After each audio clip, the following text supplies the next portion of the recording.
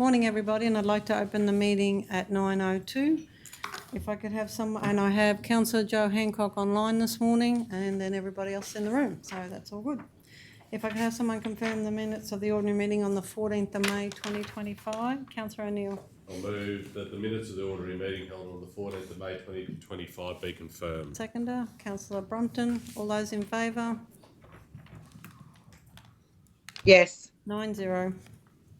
11.1 monthly financial report as of the 30th of April 2025. Councillor Brompton. I move that Council receive and note the monthly financial report for the period ended 30th of April 2025. Have a seconder.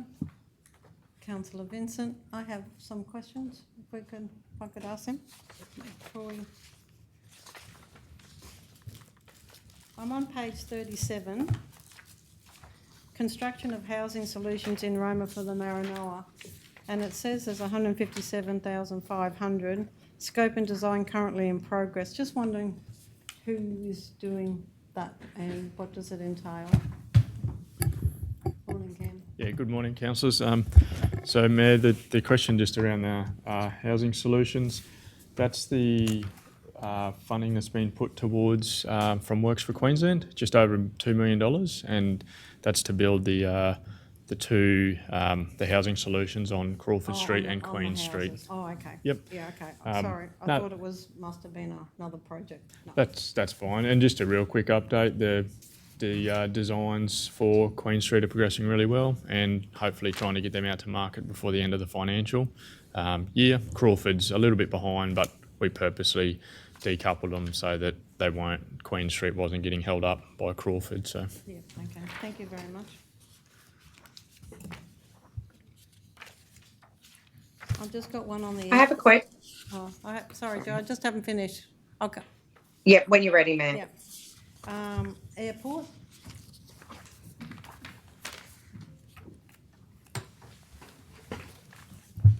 Daniel, is there any concern on the employees' costs that you're already at 108% and you've got 2 months to go? That's 108% year to date compared to year to date. Yeah. I can attribute that to we have had a fair bit of overtime over the last few months, just due to different unplanned circumstances, and a lot of that has been undertaken by a more senior member of the team due to leave coverage, changes in rosters, etc. So I don't expect that to continue too much, but we may end up slightly over come end of budget year. We're already 40,000 over. Yeah. For the year to date. For the year to date, yes. Yeah. Okay. And finance costs. What is the 55,756? And I know I've probably asked it before, but that'll be to do with the loans. So we have an interest component to our loans. It sits in the finance costs as opposed to the principal repayment. yeah. Okay. Thank you. I might just add with the employee costs, you will find that anywhere where you've got a team that stayed with a full complement for the year, you'll see an over budget in any case because there's no vacancy because remember we put a vacancy rate built into those employee costs. So it does mean that anyone that's had a full team for the year will appear to be over budget. Okay. Thank you. Thank you. Mm-hmm. And I've just got one on the sale yards. Mayor, can I just ask one on the airport?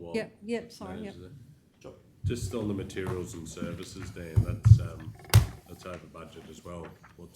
It is. A fair bit of that will be attributed to an unplanned increase in our plant costs. That's due to we over the past 12 months we have had a lot of our equipment renewed through plant, and that wasn't budgeted for. That was unexpected. So those costs have increased. Other than that, I believe while we are a little over year to date, I believe we'll still track to be within budget by end of year. We're just managing in the next couple of months. No worries, thank you. Sure. Want me to leave the sale yards one? Unless But we already take ask it on the notice. question Just and we ask can the question certainly- if we unanswered, we'll take it on notice. Yeah, okay. It's just the materials and services that are up. Yep. I just wondered, does that include contractors? yes, it does. Yes, absolutely, yes. So, One of the revenues up as well. So. Yeah. and I think And that's Dan's why I just, mentioned that. Yeah. So they don't go in employees' costs, they go under materials they and definitely go services. materials and Yep, services. Yep, So you should see a correlation Yeah. between the revenue and And the All right. revenue and expense, yeah. all right. Councillor Hancock, you had some questions? Yeah, I did. Thank you. Just on page 30, when it says about the operating result, the materials and services for flood event 13, expense but not budgeted. Employee costs flood event 13, expense but not budgeted. How can we have, and then employee costs flood event 15, 16, 17, expense but not budgeted? How can we have an expense that we haven't budgeted for when we put in for the flood event? Through the chair, with the flood event, as I understand, when the original budget was done, we didn't really budget fully for the flood damage. So we know the employee costs, for example, I guess they move from our own operations and into flood damage, so they shouldn't, at an overall level, cause that massive impact. But you will see movements between, say, the flood area or DRFA funding and our normal operations. So that's for employees, because at the end of the day we have the same number of employees, so it just moves them between each other. But I guess what does happen is if we capitalise, it does get a bit, I guess it can impact on the end result. But I think really the issue there is that we didn't budget for that volume of flood damage when we did the budget, which is why those comments are in there really, because that was such a, and you'll see that when you look at the next page, a couple pages over, on page 33, there's a bit of a summary that gives you a sense of what's happened in that whole flood damage space. You know, you can see there the materials and services are significantly up on what we originally budgeted. And that's because that original program, I think at the time, Cameron, you may be able to correct me if I'm wrong, but the program itself, we weren't just quite aware of what was going to be in the budget at the time because of the volume. Yeah, but so to understand that, but really we, like, whilst it's an expense now, we will see that coming back when we quit it. Is that correct? That's correct. Yes. So they're very much tied. Income and the expense are very much tied together. And if the accounting's done properly, then you should see them neutralise each other.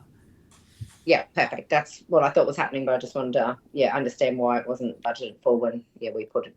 We should know what's happening. But yeah, no worries. Thank you. Well, Is that all you got, councillor? That's all. Thanks. Anybody else got questions? Councillor Vincent. I've just got a question through Robbie to Ken Hoffman, I guess, just in regards to the West Road, Womblebank Gap Road bitumen rehabilitation, funding to be reallocated to the reseal project. Does this mean that work will still occur on those two roads under the reseal project?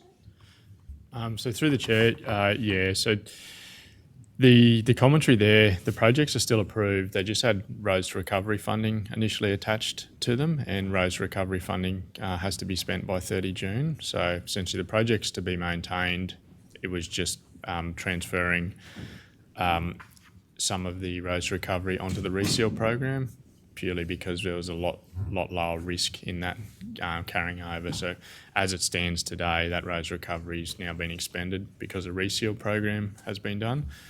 So essentially it picked up council funding that was on the reseal, put onto the West Grove Womblebank project, and moved the roads recovery funding onto it. So it was just to de-risk potential underspend by 30 June and that. So in short, there's no net change. It's just we're highlighting that grant funding had to be moved to de-risk losing it. So.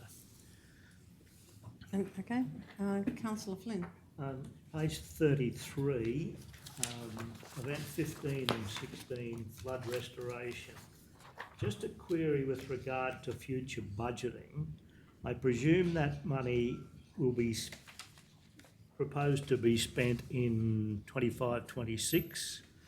So does that go into that 64 million, does that go into our budgeting as restricted cash?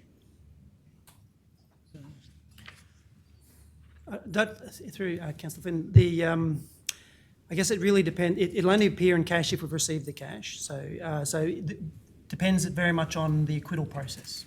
So there'll be an amount we get up front, yes, and that'll go into our cash as restricted. And there'll be an element that waits until the project's finished, and then with that final acquittal, we get the final cash back. So it's a little bit of timing differences when it comes to those projects. I asked the question is I believe that we had 37 million go in as restricted cash in 24-25, which has been spent. That was part of our 50-odd thousand restricted cash when we budgeted last year. Yep. I'm just looking forward to the amount of restricted cash and unrestricted cash that we might have in our budget, in the forthcoming budget. And I guess when we know exactly what projects are finished and how much is balanced out, I can certainly give you that figure as we get towards the end of the financial year, what it looks like. And I know with next year's budget, we've budgeted an allocation again for flood damage, but I mean, that's the work. So the income and the expense all line up, but that's not the cash, which is the question that you're asking, is about our restricted cash. So I would expect that any money we've received that's related to flood damage will be in restricted cash if it is not, if it hasn't been allocated to a job. Anybody got any other questions? Councillor Brumpton, would you like to speak? Yes. Okay, thank you for all the questions. Just in terms of summing up, I think the continuing issues with the flood money and how it comes in and out are still impacting on our ability to understand these reports. However, the commentary is giving us a lot more information now.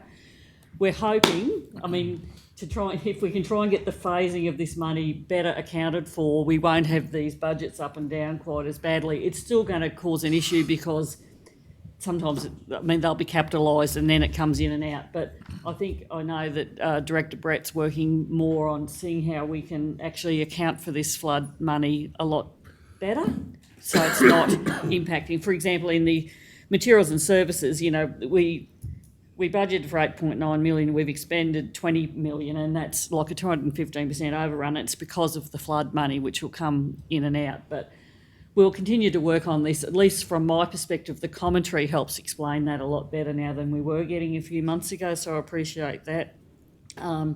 It's a bit of a worry that our capital works is 46% expended at this stage of year. We've only got 2 months left. Looks like, again, we've overcommitted a bit in capital works, and hopefully we'll sort that a bit better next year. Of positive note is the outstanding rates at this time last year were 7.7 million, and this year they're 2 million. So thanks to the team for doing the amount of work that they've done. And also I think that us as a council increasing the interest on overdue rates probably means that we haven't been used quite so much as a bank, and people are understanding that they have to pay the rates because it is a cost to council if they don't. So I commend this report to everyone based on that. Thank you, councillor. Anyone else like to speak?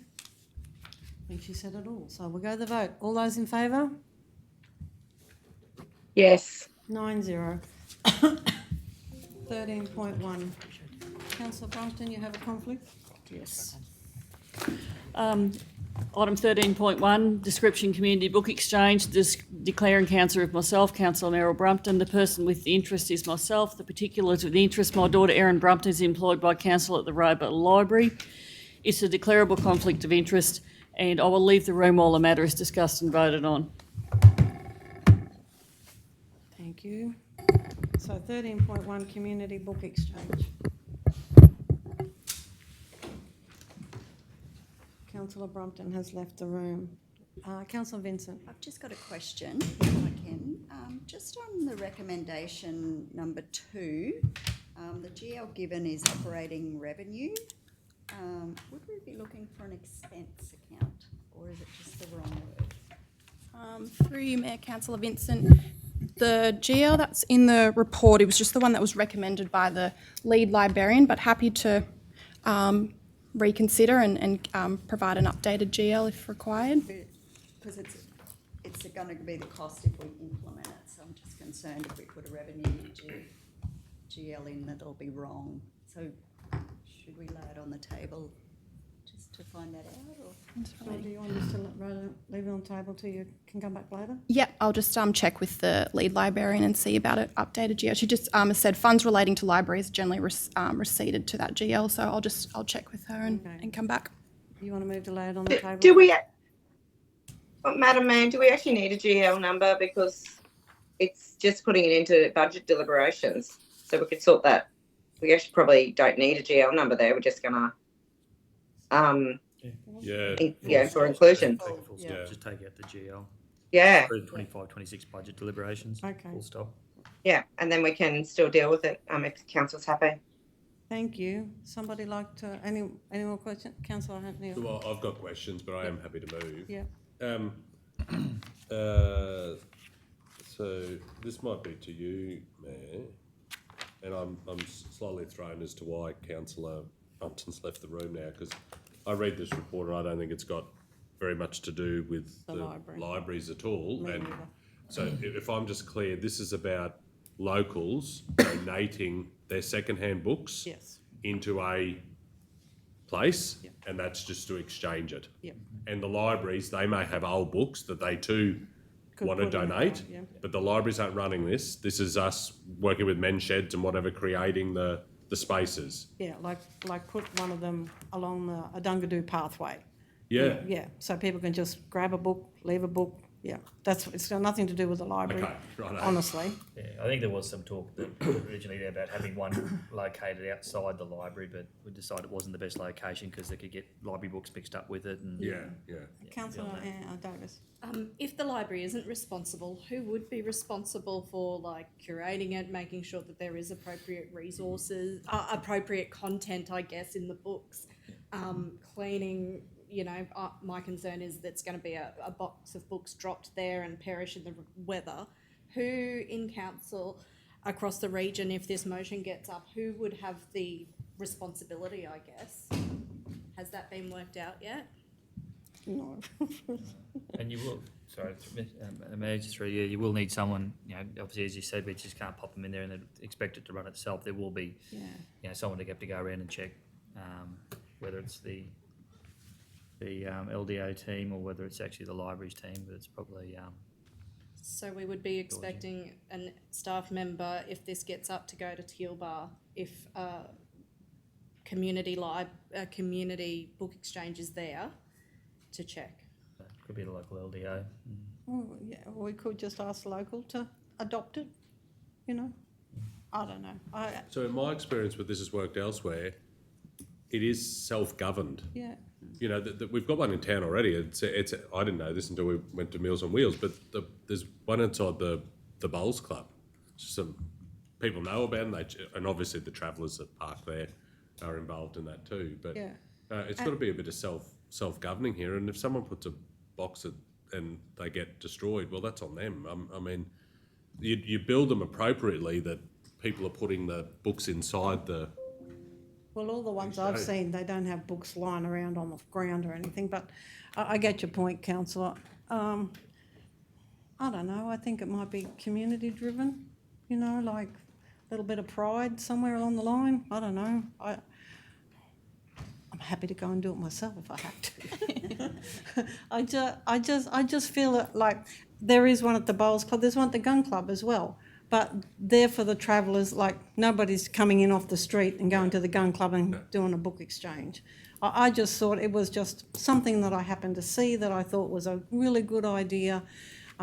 If the room doesn't feel like it'll work, well, that's fine. If you think it's going to cost too much, that's fine as well. Just thought I'd bring it to the table and see where it ended up. And I'm glad you did, because my question is now, is there anything stopping community from going to the Gun Club and exchanging books there? No? Yeah. It's just not known, I guess, yeah. All right, Councillor O'Neill. Was there another question? Councillor Hancock. Sorry, I was just going to put my hand up. I guess, Madam Mayor, what we're doing here is just endorsing the concept of a pilot. It's a pilot community book to see how it works. And I understand that we do have to think about, you know, what would, hang on. I'm actually debating, it's not a question. But no, my question is to CEO Rob, if this went up today, would you then work out the best way to use our staff and what department would be able to resource it, and even where it actually goes, like how far it actually goes out into those small, if that doesn't work? Yeah, would it you, does. I think that's, as you said, it's endorsing the concept there, and it ultimately depends where we actually place them. If it's on council land, like the Gungadoo walkway there probably will be a role for council to play to probably check on it every, you know, but if it is actually going to be co-located in like the Gun Club and those sort of private spaces there, we probably won't have a role to play. So as you said, Councillor Hancock there, just endorsing the concept here and let you work out how it'll be best implemented. And maybe it's a question of going to Tilbar and saying, do you want one? And they say, oh no, we're fine, you know. We do exchange at the school or at the you know, sports ground. I don't know. Well, yeah, but you know, maybe if we just start with a couple and see how they go. Yeah, I mean, certainly, councillor O'Connor, with, I guess, some of our showgrounds where we have our camping, allow camping at some of our regional showgrounds there. Again, we've got staff there that keep an eye on the maintenance there as well. It's part of their role. They just keep an eye on it, make sure that it's, not in disrepair or kept tidy. But, we do actually have camping at a lot of our, the weir, at some of our showgrounds there too, and that would probably be one of the locations we're looking at, and that'll just be easy for our staff to keep an eye on it there. But if it's going to be located in, bowls club, gun club, that sort of stuff, well then that will be, that's private, that's right, it'll be rest with them.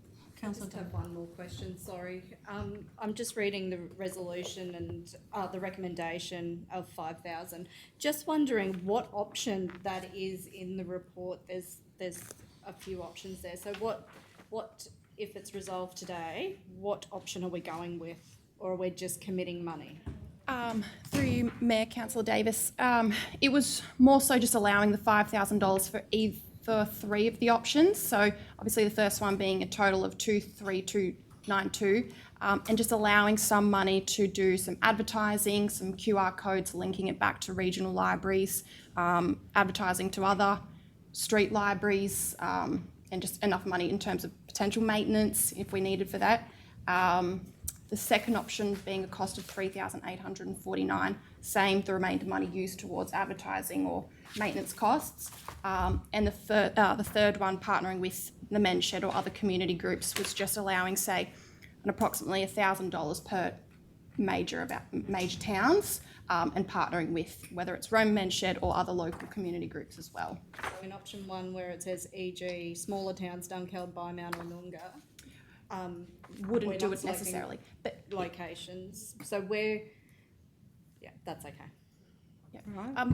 Potentially we can bring it back to a briefing and provide some options, and the LDOs can reach out to their towns and see whether, Begonia or Yuleba. They're interested or not Yeah, interested. and if, Noongar, a group there, the association is interested in having a look over it and making sure that it's maintained, or that the books are in there correct and everything like that. And bring back some names. Yeah. And the Men's Shed, in principle, said that they're interested in partnering with council, and we just provide them a scope of works of what to build, and they were happy to do that. All right, got anything else? Councillor O'Neill. Thanks, Mayor. I'll move the Council 1 endorse the concept of a pilot community book exchange program to be rolled out in selected locations in the Maranoa. 2, refer the estimated implementation cost of $5,000 for inclusion in the 25-26 budget deliberations. 3, investigate partnerships with community organisations such as Men's Sheds for the construction and maintenance of book exchange boxes. 4, ensure alignment of the initiative with existing library services with signage and QR codes directing users to rural libraries, Queensland and local library services. And 5, a further report via a briefing be considered in an upcoming council meeting. Thank you. So, Councillor Vincent, you're seconding? Yep. Do you want to speak, Councillor? Yeah, thanks, Mayor. Conceptually, I think this is a really positive idea. Clearly, when you look at the report, there are local governments that have, initiated this type of activity across their region. We know anecdotally that there are, avid readers of books in our region that have boxes and boxes and boxes in their sheds and in their spare rooms. And if there is a way to ensure that we're not paying a levy on that being put into landfill, then I think that's a positive thing. And it would be to encourage, our community to share the investment that many have made in their own books, etc. So I think this is a good idea. I think the ability to partner with local men's sheds, we've got a number of men's sheds scattered across the region, so tying in with them to see if they could help construct the boxes that are required, I think that's a positive thing. And I look forward to further discussions with council and staff at a briefing so we can get this going in the next financial year. Anyone else like to speak? Councillor Vincent. I'd like to speak. Yes, I totally agree with Councillor O'Neill in regards to the circular economy of being able to put these books somewhere else other than into landfill. And also, I just think it builds community connections. I would really like to see them up in the community on a corner, rather than maybe the Adungadoo, where if you're walking, you're not going to carry your book. Maybe at, where people sort of up in the community itself. And I just think, to bring it back so we can get some local solutions, because as you say, we do know some of our communities are already doing this. So it would be great to make sure we're only doing it in areas that, we're not going to take over from what they've already decided to do up there. Councillor Davis. I'm sorry, you didn't call against, so I'm going sorry, to speak. sorry. No, Sorry. that's okay. I'm just going to speak against it. And while I'm not supportive of the proposal to formally establish a book exchange in our region, I do think it is a great idea, and I do think it should be community-led rather than council-funded. We have to ask the tough question, do we really need it? The answer, in my opinion, is no. First, it's already happening. We have heard that I know of at least 3 places around town that you can exchange books. And I'm sure if we went out to our smaller communities of Tealbar or Bymount and said, we're going to do this, for $5,000, the response would probably be, Amber, put it on my roads. So residents are already swapping books informally on their own initiative. We don't need to formalise it. It's already happening organically. And spending money or administrative energy on a program that already exists is, in my opinion, inefficient. Second, the real impact. So book exchanges sound nice, but practical use is often limited. Many become cluttered, poorly maintained or curated, vandalised or simply ignored. Without a dedicated team to manage and maintain the space, that is my concern as well, that we're going to see books just dropped on site, and it'll be another job for our staff to maintain. If we're serious about helping people to read more or connect through books, we do have opportunities around the region. I've seen other councils hold reading in the park or at their pools. I believe this did happen at Surat at some point. I did see on social media. The State Library of Queensland, as per the report, has also highlighted low membership in the Maranoa area for improvement. So every initiative we do approve comes with a cost: planning, upkeep, oversight, and potential liability if this thing is picked up in a storm and damages or hurts something else. I just think it is a great idea, but the community is already utilising a book exchange of their own accord. So I think our money could be better spent elsewhere. Anyone else like to speak for? I'll speak for it, obviously, because I brought it to the table. And I agree with 95% of what you're saying, but 5% of me would like to just get a report back as a briefing. And if there's no uptake in the community, that's fine. Like if Georgia goes out and nobody wants one, or Tealbar think put it on my road, and it was $5,000 for the lot, not just one.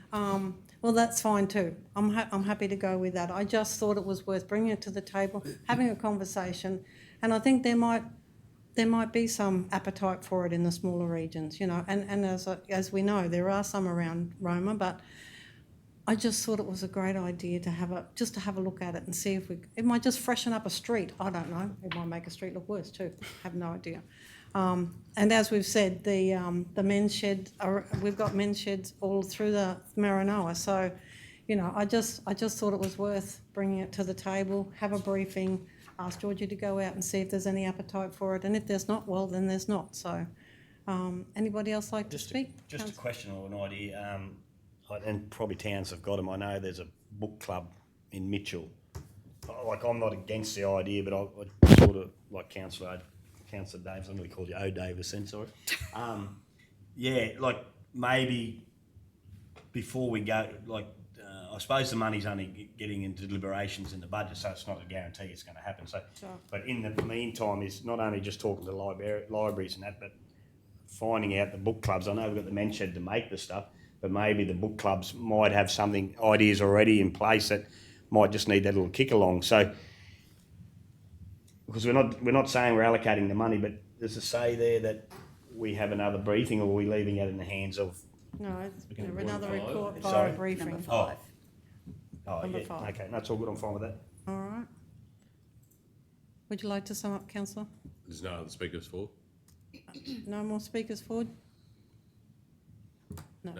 I'm happy to sum up. Look, I actually think this is a really positive concept. We sit around this table a lot and we talk about the livability of our community. This is an initiative that would increase that livability. The examples that have been used here today that already exist, they're tailored for the travelling market, they're not for the locals. And so I think it would be a relatively small investment in the scheme of our overall annual budget to look at something like this. In a very pragmatic approach, we would be stopping landfill, as I've already spoken to, and so did Councillor Vincent. We need to be looking at ways, to increase that circular economy in our community, and I think that's one way to do it. In terms of the book clubs, they're very structured, and it's groups of people that read a book and they sit around and talk about it. That's not what this concept is. It's about an exchange. It's about sharing the investment that one person makes with another. And having seen these pop up in other communities right across, the southeast, I think it would be welcomed in our patch. I agree with Councillor Vincent. I think we need to have them in, visual places where it is encouraged, and not necessarily people that are out walking or whatnot. Even down at the big rig with mums and dads with their kids near the park. I think there's some work to be done here. I welcome the initiative and I was happy to move it. Okay, on that note, we'll go to the vote. All those in favour? Yes. Against? 8-1, thank you. So if you just get councillor back. Oh, 7-1, sorry. Yep. Thanks, councillor.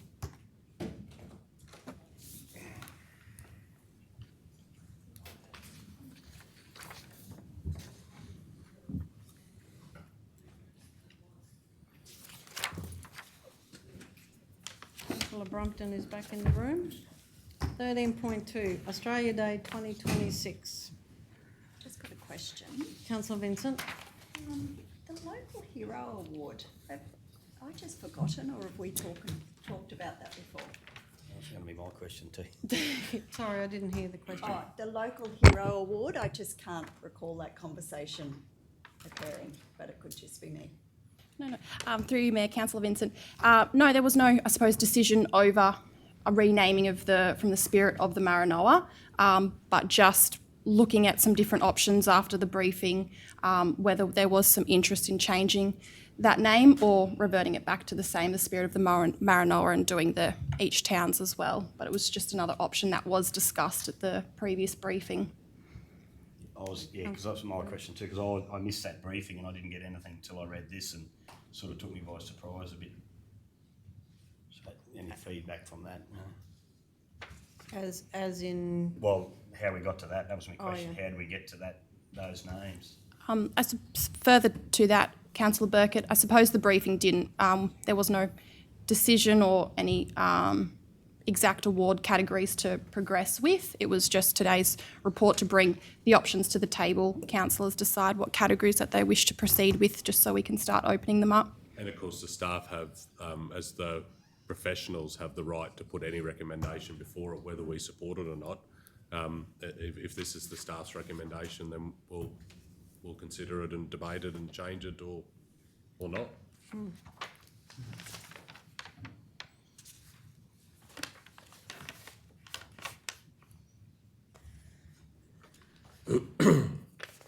Sorry, Councillor Seawright? I have a question just in the proposed categories, like Citizen of the Year. Is that overall regional, or is that like one citizen for the region or one citizen for each area? Through you, Mayor, Councillor Seawright, one for each of our towns, so remaining similar to what we've had in previous years. Okay. So all of those categories would be for each town besides the regional award. The Andrea Murray Memorial Award would be an overall regional award. That's cool. I do probably like moving away from that spirit of the, such and such, because since we are moving away from using the, LaRue or Bendemeer or anything like that, I'm not sure local hero would, might qualify the name for it, but I do like the, it's probably hard to say the local, spirit of Roma and surrounds, or, it's the local hero probably fits that bill, so to speak. Yeah. Councillor Vincent. I'd like to move. Yes. There's no further questions. I move that Council 1 endorse the Australia Day 2026 award categories as follows. Citizen categories for each region as follows. Citizen of the Year, Young Citizen of the Year, Community Contribution Award, Community Organisation Award. Oh, we've grown one there. Cultural Contribution Award, Sports Award, Junior Sports Award, Andrea Murray Memorial Award, which is a regional award. 2, endorse the Australia Day Awards guidelines as attached to the officers' report. 3, approve the opening of nominations on 1 July 2025. Have a seconder. Can I just ask a question? Just with the motion that Councillor Vincent just moved, is that the removal of the Community Contribution Award? Because the Community Organisation Award was also part of it, and I don't think Councillor Vincent... Used to be members' contribution. Used to be members' contribution. Yeah. I thought there was something different there. Is that the Yeah, members' just contribution? from reading the was- 2025. Yeah. It's missing there. So is that what community contribution means now? I feel like the community contribution was more like your volunteer. Yep. That's and- it used to be called members' contribution. I think it was still community We- contribution. I won it. We changed it. Members. We changed it a while ago, and Community Contribution Award, we used to have the Organisation Award and then Member Award, and we changed it and just made it a Community Contribution Award, which either can be an individual person or a... No, the member Or contribution a- award's the same thing as the community. Well, look at page 66 and it's got a little breakdown there. Sorry, Councillor Hancock.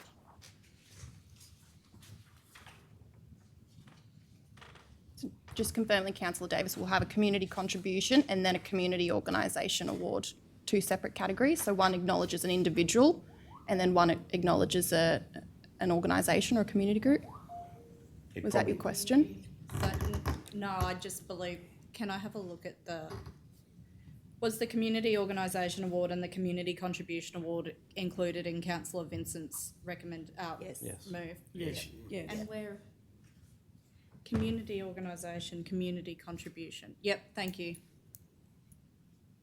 So you're getting, as it stands now, you're getting rid of it or not to revisit it at all, or?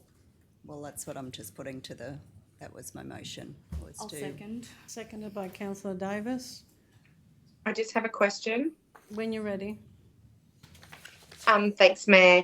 Just through CEO Robbie, Officer Georgie, just I'm okay with approving the opening on 31st July, but I've just noticed in the report that we're closing these nominations on the 31st of October, which is a fair bit earlier than what we normally do. What's the thought pattern behind that? Through you, Mayor Councillor Hancock. Last year we did close them the 1st of November, so just a couple of days difference, and it just allows council staff to go through the nominations before they hit the assessment panel. And acknowledging this year the assessment panel will just be councillors. It notes that in the report instead of inviting previous Citizen of the Year. But yeah, sorry, Councillor Hancock, just allowing enough time for officers to go through the nominations before they hit that assessment panel, and then enough time for it to go to a report and draft speeches ahead of like the Christmas shutdown period, just to get a bit more tidy before Christmas shutdown and then Australia Day in January. But do note that it was last year closed on the Friday, the 1st of November. So similar time frame. You're right, Councillor. Just cuts out. Oh, sorry. Just cuts out any of our events, I guess, that are held in, November. But yeah, I guess I go on to the next year. Councillor Burkett? Sorry, sorry, Councillor Burkett. We happy to look at some events that might be scheduled in November, and if we think that they're going to be larger events or, you know, notable to the community, happy to look at try shifting it a couple of weeks if possible. But it was just, yeah, allowing enough time before Christmas shutdown to get ourselves sorted for Australia Day. But yeah, happy to look at extending that a little bit further. Just wanted to know on page 63 why the reasoning getting rid of the Citizen of the Year recipient being part of the judging process. Was it because of not many turning up, or? It was just a point that was discussed at the briefing, Councillor Burkett. Yes, one, due to the fact of citizens not always being available to attend the assessment panel, but just becoming before councillors and they have the overall decision. I suppose it was part of the process previously where councillors did have the final say in terms of the awards that were chosen. Unless they got a conflict. Yeah. And that, to that point, if I can, the Councillor Burkett, the last assessment panel, it was very small. Yeah. And there were some of the members of that panel of that year had nominated other people, which excluded them from that process. And at the end of the day, we're a very geographically diverse council, and our knowledge of the community in which we represent is pretty strong, and so we will be able to put that lens over the assessment, whether it's the entire council or it's still a panel of the councillors then ultimately recommend. I mean, we can work that out, but it's just a change in approach, because over the years it has got harder because more of the people that are community minded that have been nominated themselves nominate other people, and conflicts arise. Just with that, if this is going to be part of the process too, I think, because if I was on the panel last year, I could only had to step out of the room for one item, but when it comes to council, I'm out for the whole lot, which I don't think's right. I think we should be able to change that. That we if we're going to do it, change it. We change it so the fact that we're only getting out on that one item, we've got a conflict, because to get out of the room for the whole lot, well. So you can put that to council at the time. So what you're saying is if you had a conflict based on the nominations from Mitchell, you wouldn't. So I mean, there are provisions that allow councillors to trigger that, and it falls to the chair to approve that. And if the chair doesn't want to approve it, then it can be thrown to the rest of the council to overrule. There are things that can be done to allow that to happen, and we've done it before. Anyone got a Councillor Seabright? Just a question back to Councillor Vincent about just the removal of the local hero awards. I'm not completely against the removal. I just wanted to know the thought train behind it.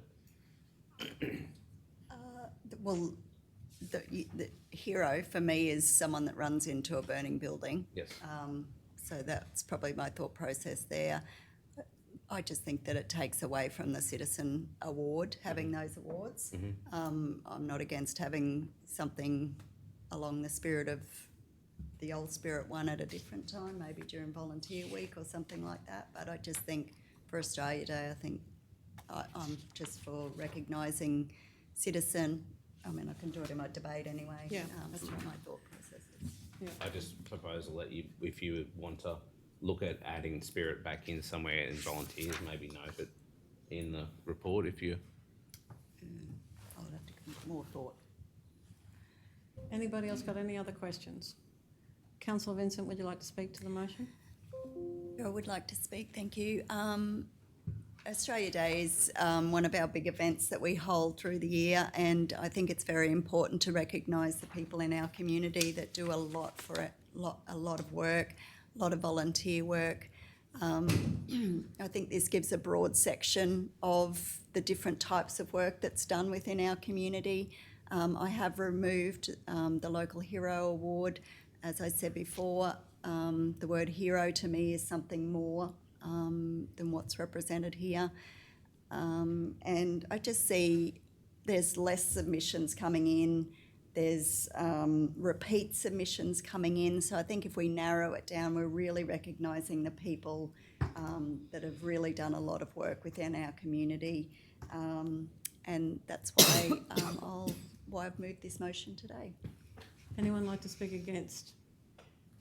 Councillor I'm Burke. sort of a bit torn because we've had a bit of a conversation, but when I first said I'm definitely against the hero for exactly what Councillor Vincent said. I actually got feedback from the last two winners of the Spirit of Bringa, and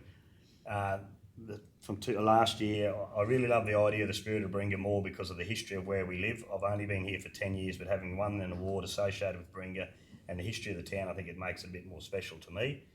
And this year's winner, perhaps there's a different perspective on what spirit means. To me, I've always interpreted the award as someone who has given all their energy and soul to a project and or organisation, which is no way as a hero or would have been embarrassed to be called a hero, especially when you're receiving an award for volunteering. So the spirit is a key word for that. Even looking back on the page previous to this in the previous item, it's community pride and cultural heritage. To me, and I know I'm very on the minority with the keeping to some form of recognition to the old shires, but I just think it does keep that history alive. And I think we used to have the same thing. It's a bit like Roma and Mitchell, the big brother. There's always that thing. It's the same within Amby and Mungalala to Mitchell. Like Bringa, it kept them all on equal footing on an award. It wasn't like the Joe Blow from Mungalala getting the award from the Mitchell Award. When it's Baringa, or the same with Bendemeer, the Jackson guys don't feel like they're getting their own sort of award for they're being recognised as a whole. So I am, the Volunteers Week could work. I just thought in our community, the spirit of Baringa worked really well. I know there was some teething in the first year, but I still think it worked well, and the three recipients got it well worthy of it, and very thankful for it. So if there's some way we can still incorporate that'd make me happy. But I know I'm on the minority. So, Councillor Davis. Thank you. Appreciate what Councillor Burkett said and how that does work well in the Mitchell area. We've also received feedback about how it pits volunteers against paid employees. So that is, if you're a paid employee doing work, you're also in that category. We're thrown in with volunteers who are also doing that work. I support this motion today just because I think it makes it really tidier. It still allows us to recognise those people, but just in different categories. Councillor Seawright. Actually, against the wording. I'm not against the actual awards. I'm against the motion in regards with not the local hero and with Councillor Burkett that spirit is actually important, and two, I guess Councillor Davis's effects. You can have a paid employee, and paid employees can just show up and do the job for the money. It's actually recognising as well that spirit is, you've got to sometimes enjoy your job. Some people actually go outside their pay. You can show up and give someone a hand, but you can actually show up and actually give someone a hand. I do believe that spirit does capture it, whether the words are for the old shires or not. Like it is, I guess we're moving away from people recognising it, but it's also still capturing the essence of the old shire, so to speak. But I just like the general context of the spirit. That person might not qualify exactly for the volunteer or the community contribution award. They might not qualify for the Citizen of the Year, but at the same time, we possibly can't. It makes our Volunteers Week a little bit messy, and having another nomination process. Everyone's there to recognise, the Australia Day Awards on the day. The spirit actually. Essentially, I've actually really enjoyed it in our area, all our areas. When it gets forward, that spirit, is a totally whole different essence in some respects. So I'm against this motion today as it stands. Anyone else for? I'd like to speak for. Not that I don't acknowledge people who are doing extra work outside their paid work. I think this year's nomination showed, as Councillor Vincent said, the nominations are being diluted. We've probably got too many categories for the size of our communities. And we've got people across multiple categories. I think this tidies it up a bit. I agree about the hero wording in any case, and I think the spirit wording was confusing for people as well, from what I had feedback from as well. So I'm in support of tidying it up this year. Let's see how it goes. still there are awards that relate to people's geographic area. So even though the old word Baringa or whatever won't be in there, they are being recognised for their contribution to a geographic area. So I think that still stands the way that this has been put up. Anybody else like to speak?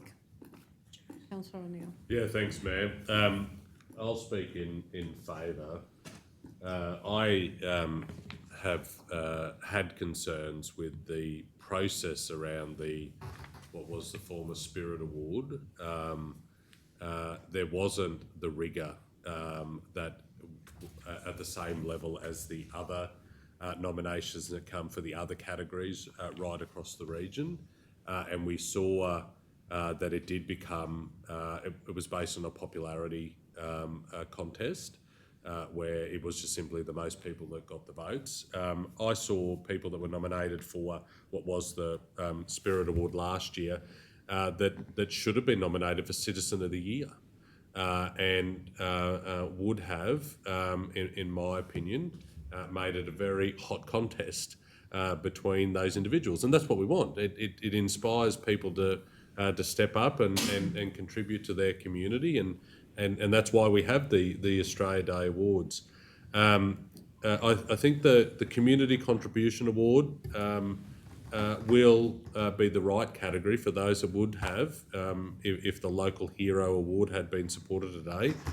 If people were nominated in that category, they'll be nominated in the Community Contribution Award. And there is a feeling in the community that these awards are for people that go over and above and do volunteer.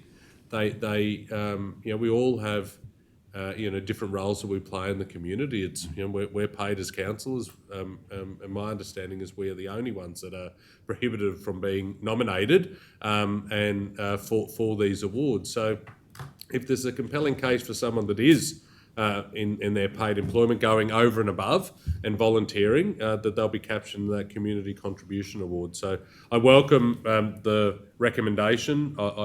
It is the right decision to have these still based on geographical areas. I wouldn't like to see this become one nomination across the entire Maranoa, and I'm happy to support this year. I think the change in terms of the assessment, that is a positive step, and it's just been an evolution over the last few terms to get to that point. And the ultimate decision rests with us, with who is supported in these categories, and so therefore I think the broader assessment should be done by a panel of councillors, whether that's all councillors or a select number. I'm easy either way, but happy to support this and welcome that we are continuing to refine this, and I suspect we'll have further refinement when we look at this next year. Councillor Hancock, would you like to speak? Yes, please. Thanks, Madam Mayor.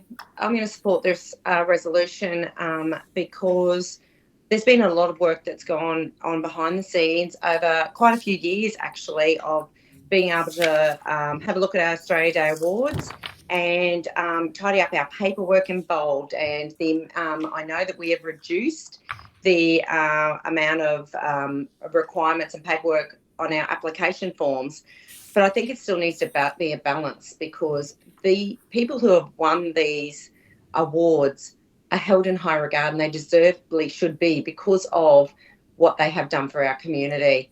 And so I would hate to water down that in any way. And for me, we've tried the Spirit of the Maranoa. I couldn't see over the last few years that people have been confused about that. Some people even have declined having their nomination because they think that, well, they're being paid and they shouldn't be put up against someone who is volunteering for their community. And so there's been confusion over that. I too agree that we are seeing the same people come through, and we are, struggling to get some nominations. So I think that we should be reducing some of these categories. And essentially, for me, I believe that the spirit of Wuru or Mitchell or wherever we are I actually think that that is a Citizen of the Year. That is the person who is absolutely showing the spirit of our community, and they deserve to win that award. That's part of them. And so I just don't want to take the focus off what they've done for their community. They actually hold the spirit, and that's where I think it should sit. So that's why I'll be supporting this resolution today. Thank you. Councillor Vincent, would you like to sum up? Yes, thank you. Thank you to everyone's feedback on that. Yeah, I just believe that our Citizens of the Year, like for Local Hero, recognises individuals who contribute and enhance the wellbeing and quality of life in their local area. This is the Citizen of the Year. And also I think our Citizens of the Year would be disappointed that it's not considered what they do is done in the spirit of their community. I think they have done what they do in the spirit of their community, and that's why I believe that we should just have a smaller pool that are representing the same qualities that we're looking for. Thank you. All right, with that, we'll go to the vote. All those in favour? Yes. Against? 7-2. Thank you. Thank you, Georgie. Oh, you're still here. Yeah, I'm staying. You're just one of them ones. Strap in. Okay, we're going 13.3, in-kind assistance request from the Roma Touch Association. Councillor Flynn. Madam Mayor, I'll move the following recommendations: that Council approve support for the 2025 Regional and State Touch Football Trials as requested by the Roma Touch Association for in-kind assistance as outlined in this report. And 2, invite the Roma Touch Association Incorporated to an upcoming council briefing to discuss ongoing maintenance of the clubhouse. Thank you. Just on that for 1 second, CEO, if it's for approval, do we have to have a figure in there? You've got a figure, I think they did say in that report that we're There going to is provide figures there. updated figures, so Georgie was going to update there. I think she had sent it through to Kelly. So. Does it have to be in a resolution if the councillor is saying approve? Yeah, so Kelly's. I'm happy to second it. Seconded by councillor Burkett. Georgie, do you have those updated numbers? So it's $1,644 for in-kind assistance, and a total of $8,383.45 for the other component. That's the non-in-kind, the 8,000. That's correct, yeah. That's For the a bit purpose coming of- back to us. Correct, yeah. So that's why the resolution is worded at the moment, that's coming back through the group. But it's, so it's 1,644. Is for the in-kind. Sorry, that's not my motion. My motion is that we approve the in-kind for both events and that we have them come back to talk about the major part of it. Yeah, but we have I to- believe that the second event, given the nature of it and the number of people attending, needs to be approved as well, as part of today's motion.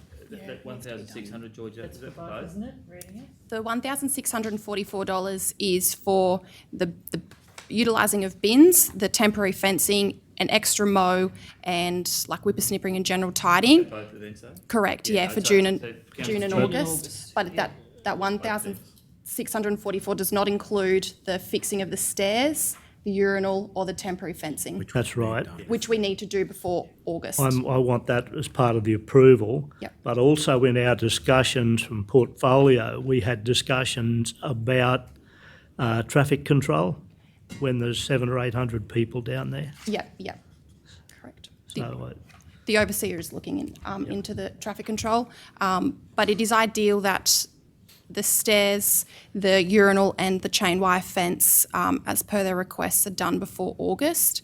They did request line marking, but we haven't supported that motion, or that idea, that request. So in terms of the request, Councillor Flynn, for the maintenance and operational aspects of the 8,383, would you not just include that and throw it to the budget deliberations? Don't understand your question, sorry, repeat it. So the in-kind bit, I get, you want to support that today. Yep. The other bit that the office has just spoken about, which is the stairs, the chain fence, the urinal issues, comes to a total of 8,383. Maybe the line marking needs to come off that. I'm not too sure about the maths there. But the aspects about the doing bits of the maintenance, you didn't want to move that today, is what I just heard. Yes, I do. Yeah. So where are we finding the budget for that? Well, we'll have to go back and get a general ledger account, but I believe that if we're going to have this statewide function here, we need to fix those stairs. We don't need to place any of our participants in jeopardy. Okay, so your motion isn't just about the in-kind, No. it's about the other aspects whole too. thing. Yeah, okay. That's clear now. So it all has to go in the motion.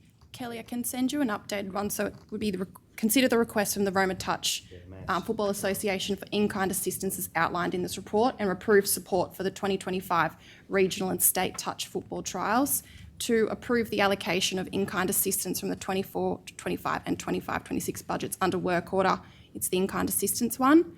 3, allocate general maintenance costs associated with the facility to, I've got a GL for maintenance costs for Roma. And then 4, invite the Roma Touch Association to an upcoming council briefing to discuss the ongoing maintenance and future management of their clubhouse, as that's a separate issue where tying in with their user agreement. I'll send that to you, Kelly.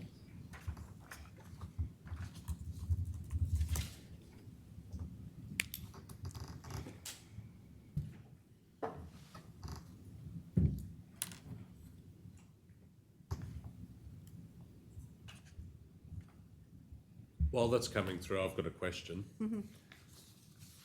Is it unusual in a user agreement that we would have the maintenance costs sitting with the user?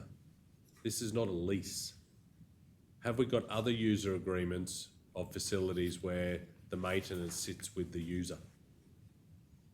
To take that on notice. I'd have to take that on notice because there's a bit of a difference between some of the user agreements and leases, and so there's probably one for Leah. Bring that back to a brief. Because I wouldn't have thought that was appropriate in a user agreement to have the maintenance costs sitting with the user.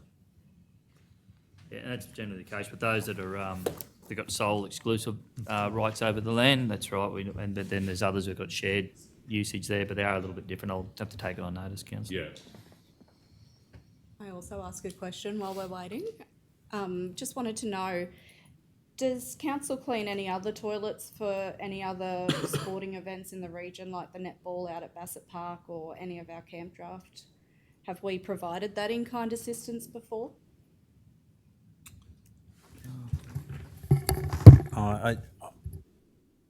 I would think on balance we do not. We usually present the facility clean and we then have it expected to be returned to us clean.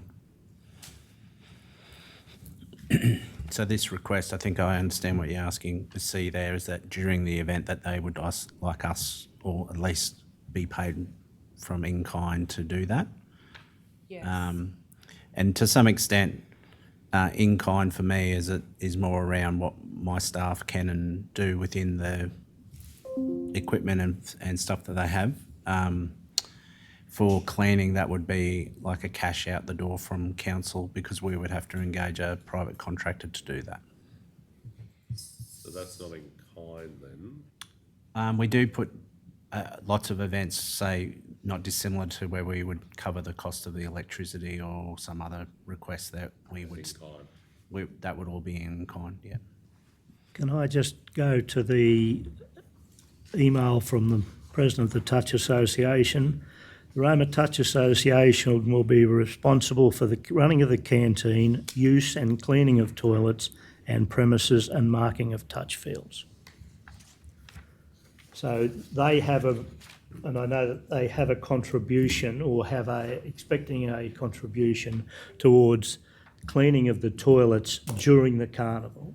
I think the problem that we have is we have some urinals and some toilets in the area that will be used that are not up to standard at the moment. One, they're not clean, and two, they're not up to standard. And that's a fair comment, sorry. So just to clarify, let's just use Bassett Park. When someone hires that facility, we present clean. The user uses it over the weekend or the event, they clean or do whatever, and they return it clean. I think the challenge here and part of the request maybe is understanding that better is that because that touch grounds, we don't clean the toilets. We don't make use of that other than for a large event that happens down there, we do that. But essentially, we don't do any of the cleaning there. And so I think what they're asking for is similar to where an event's coming up where we would clean a council toilet. Arguably, it's within their grounds, that premise, but they are open to the public all the time.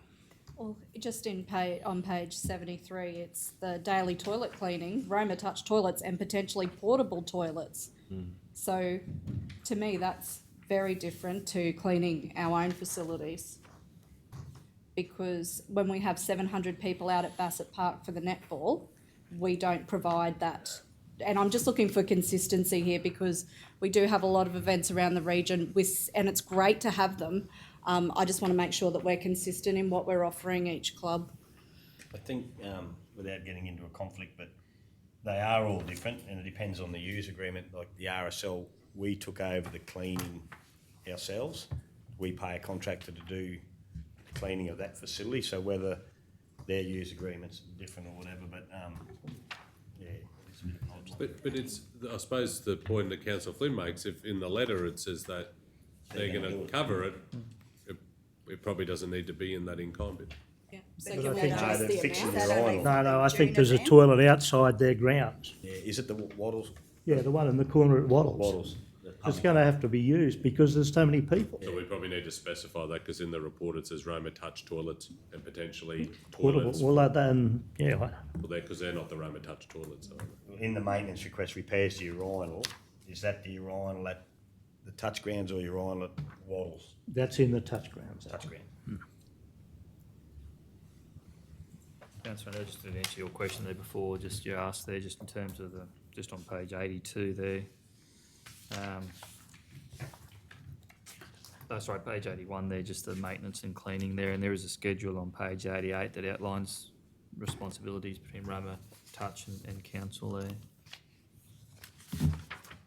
Can I just make a comment with regard to Councillor Davis's comments with regard to netball?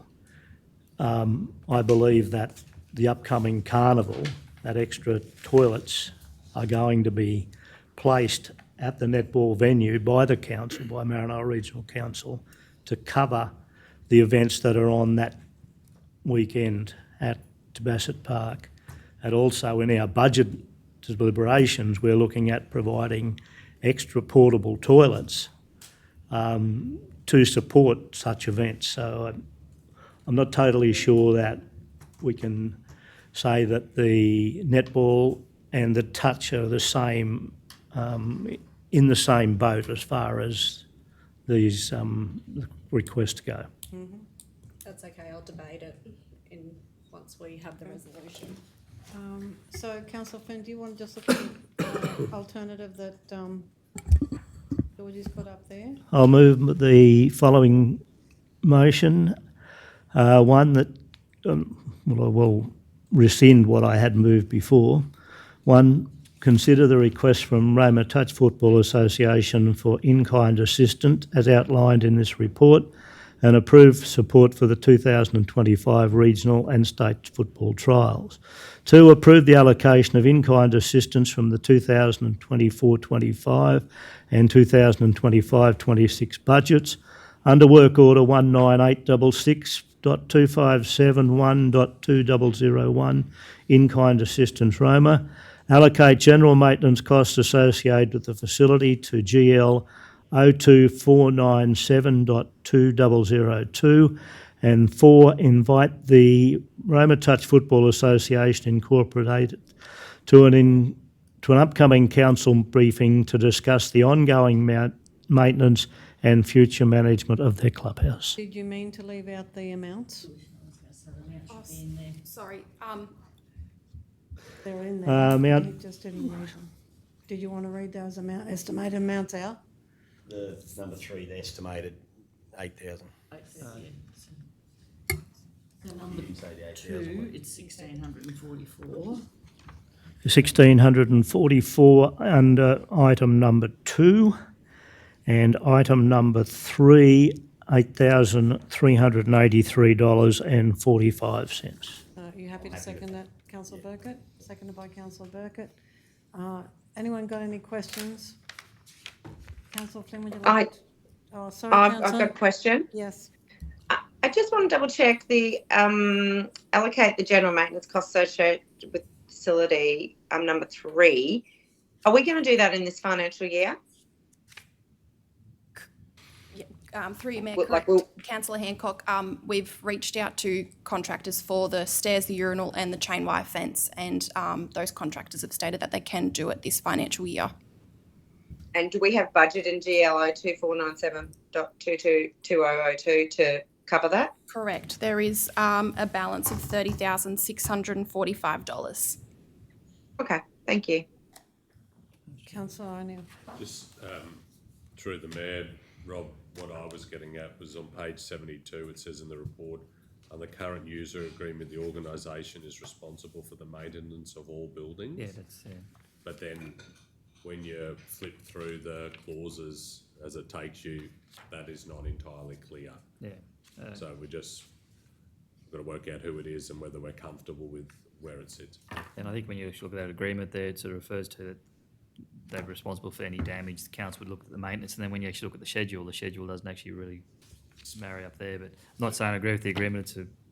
It's probably about But 2 years old. I mean, 3 I years old. understand damage, but this isn't, like, this is substantial maintenance issues on a ageing building. Yeah, I certainly agree, Councillor. It's not someone fell into a wall and they had to plaster it up. I certainly agree, Councillor. That's how I agree with what's in the actual agreement there.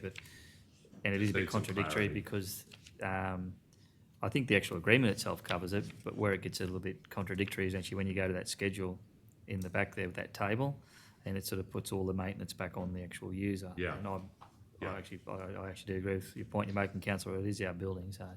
Which was the intent, Deputy Mayor, to bring him back for that briefing. I get it, yeah. Is to deal with that broader topic of who should, as opposed to they're saying they're struggling, and so that's one part of it, but it's that broader question around, because it I is. just think this is a bigger thing we need to look at. We're talking about asset management, we're talking about, investing in renewals of our assets so they have a life, then we've got to get the documents that match. Yeah, I think we need what to our actually probably look at intent amending that. This, just looking at the expiry date on it, but it's probably time to go back. This agreement was only signed on the 1st of the 3rd, 2024. Yeah. So it's still got a bit of a life to run on it, and I think we do need to probably go back to the group and just to sort of say, particularly that schedule, I think the wording in the agreement's right, it's just that schedule needs to be probably amended, because I do agree, they're our buildings, we've got a responsibility there, so, but yeah, the schedule doesn't marry up with that agreement, but noting it was only signed in March 2024,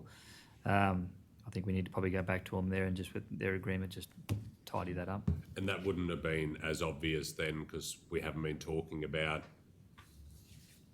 the renewal of existing assets, and it hasn't been a priority until recently. Councillor Flynn, would you like to speak to the motion?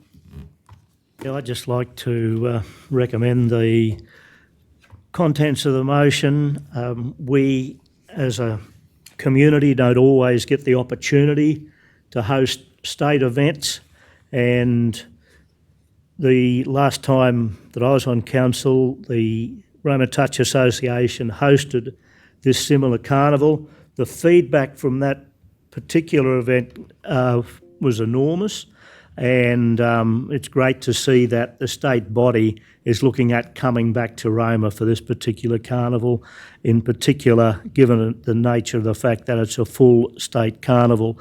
Also, I would like to mention, and this is totally away from the touch thing, but rugby league-wise, the last time that the state under-15 carnival was played here in Roma, there will be 5 players playing State of Origin for Queensland tomorrow night out of that particular carnival. So that's the benefit these state carnivals have when they come to the various communities in the regional areas. Can I ask when was the last one then that came to Roma?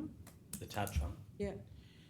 Sorry? When was the last one that came to Roma for touch? I believe the last, not totally sure of times, 2015 was the last rugby league one. I believe the last touch one was 2017, but not totally sure. Thank you. Someone against? Councillor Davis? I just wanted to ask if the mover and seconder would amend the resolution to not include the toilet cleaning. No, I'm not prepared to do that, sorry. Thank you. I'll argue then. Unfortunately, I can't support this motion today, just for the consistency of it. Myself, I'm an import. I came to Roma Cup when I was 18 and I saw what was around. That's what events do to regions like this, the netball carnivals, the Darren Lockyer football carnivals. It is really good for our athletes to, grow and develop their skill when they do play better people, and it gives us a real opportunity to showcase our towns. The sticking point for me is I don't think ratepayer money should go to pay for portable toilets. The Roma Touch is a very strong club. There is 10 to 15 teams on each given play night. The juniors is also strong. I would hope that there would be some volunteers, as other organisations have done, that does have a cleaning schedule in which facilities are passed back in the same order that they were given. So I really applaud the Roma Touch for going out and seeking this. I would encourage them to submit a grant so that we are fair and equitable with community money, and that we can support going forward. Unfortunately, the sticking point is daily cleaning of the toilets that are not ours, and ratepayer money being used for that. And anyone else like to speak for? Yeah, Councillor Burke? I'm fully supportive of this motion. I think it's awesome that we can have 800 people coming. It's going to be tenfold for the community as a whole. The retailers down the street, the motel, everyone, but most of all the Roma Touch Association. I heard the other day they were in a bit of a lull, nothing bad, but this might be the kick on they need, because it is one of the biggest populated clubs, I suppose, for the want of a better term. But so I'm fully supportive and look forward to heading out and looking at a few games. So fully supportive. Anyone else like to speak against? Anybody else like to speak? Councillor O'Neill. I'll speak in favour. I don't necessarily disagree with the remarks from Councillor Davis in respect to being fair and equitable. I think the policy direction that we're going in relation to sponsorship and in-kind support and running, if it gets up, a number of grant rounds across the year, will direct these types of requests into that. I think we're in that final window where until we get that policy in place for the next financial year, these are the type of requests that have historically come to council. Given the timing and it is quite a large event, and we are a council that is supportive of events, I'm happy to vote in favour of it today. Anybody else like to speak? Would you like to sum up, Councillor? I think all's been said, Madam Mayor. I don't think there's too much more we can say. While I do agree tacitly with Councillor Davis's situation with regard to cleaning, I believe that most organisations, in particular in the sporting area, do get a fair go from the Maranoa Regional Council, whether it be cleaning, whether it be watering of facilities, or whether it be other provisions that occur during the events as they take place. So while I might agree that cleaning may be an anomaly, I don't think that it's something that can be considered unfair. Thank you. All right, with that, we'll go to the vote. All those in favour? Yes. Against? 8-1. Thank you.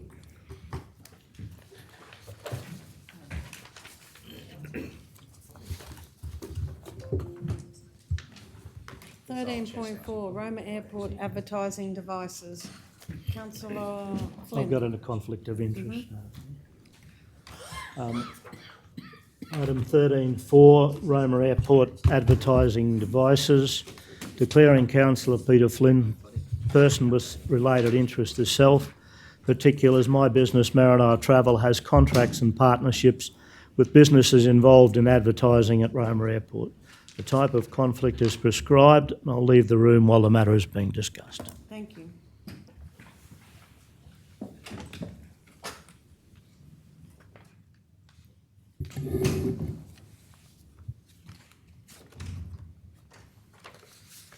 Councillor Flynn has left the room. Do I have a mover? Councillor O'Neill. I'll move something, a question first. Just wonder in terms of process, would it be, given that this is a capital project that would be considered as part of the budget, that we should defer the decision of this till a upcoming council meeting, but include it as a consideration in the capital budget deliberations, so that it is being captured with all the other capital projects that we are discussing?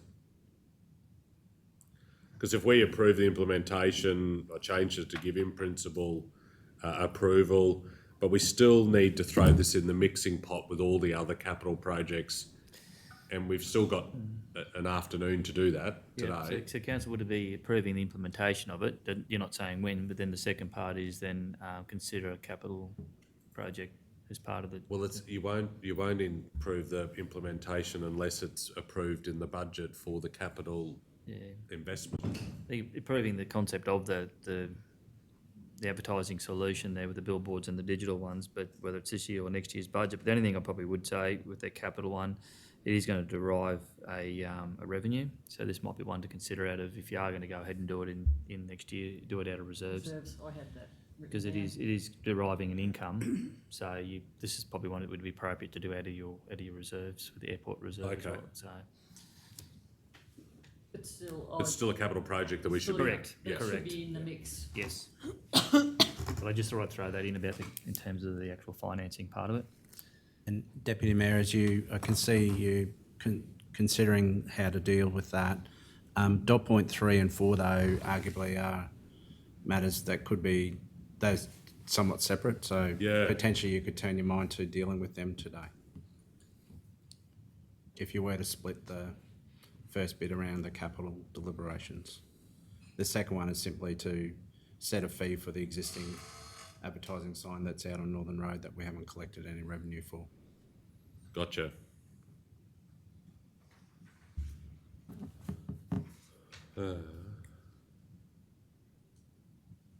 Just other one that I had was the development of that advertising revenue policy. Does that need to be in the recommendation? It's in the report.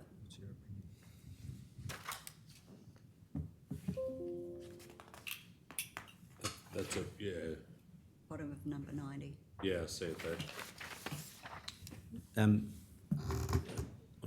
trying to think through that, Councillor Vince. I think the other day in some discussions around budget, there was the topic about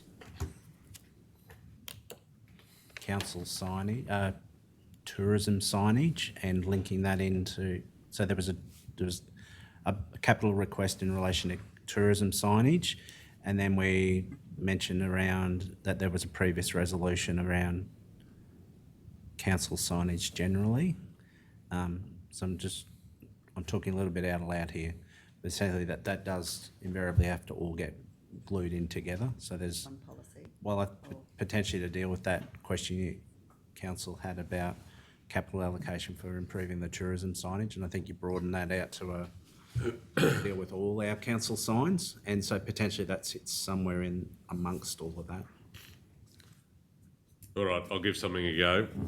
I'll move that Council 1 approve the implementation of a council-operated advertising solution at the Roma Airport, 2, give in principle approval for a capital project to install 2 new digital displays inside the terminal and construct a new double-sided 6 by 3 metre billboard at a cost of $19,200, with funding to be considered as part of the 2025-26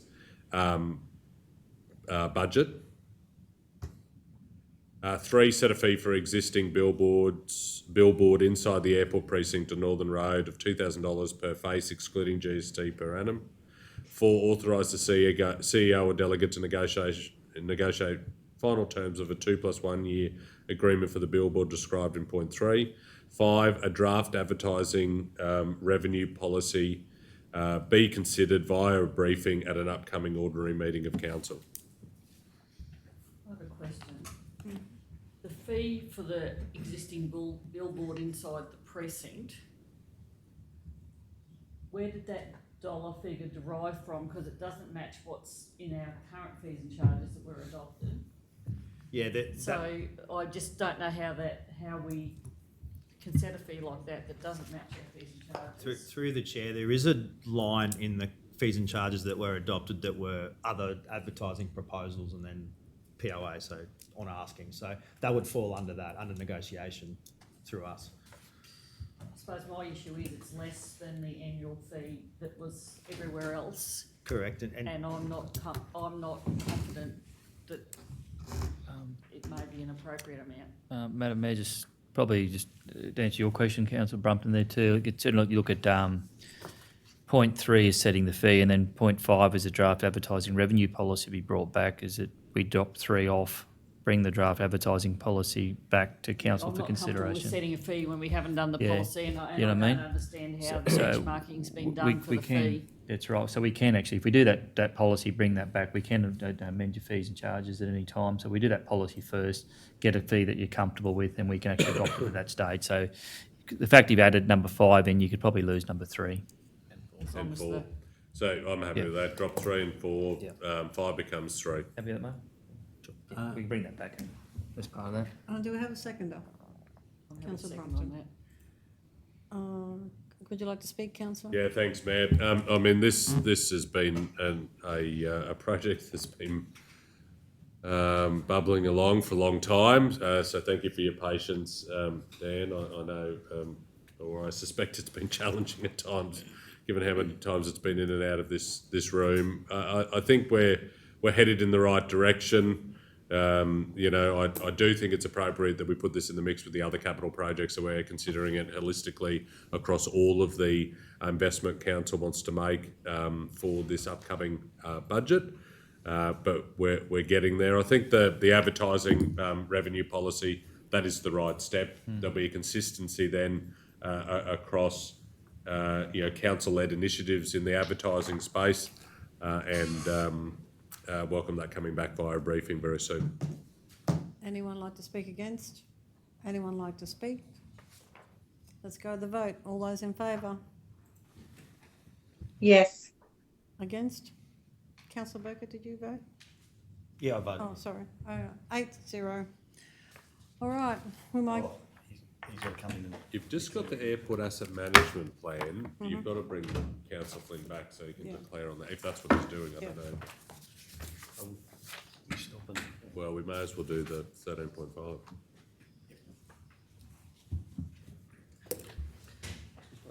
You'll have to come in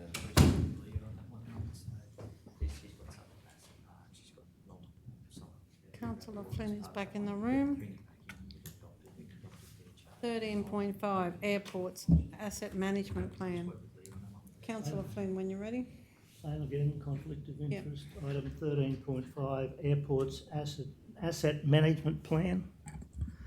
Declaring Councillor Peter Flynn personal-related interest, self, particulars. My business, Maranoa Travel, has contracts and partnerships with businesses that have compliance agreements with Maranoa Regional Council at Roma Airport. The type of conflict is prescribed, and I'll leave the room while the matter is being discussed. Thank you.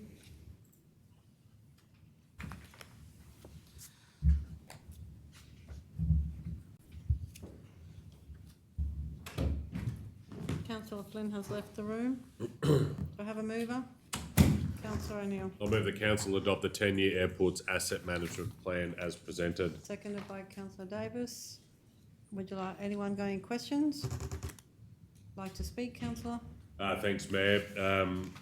A thorough document Very. that is obviously covering the assets for what is a really important facility for our region. We've heard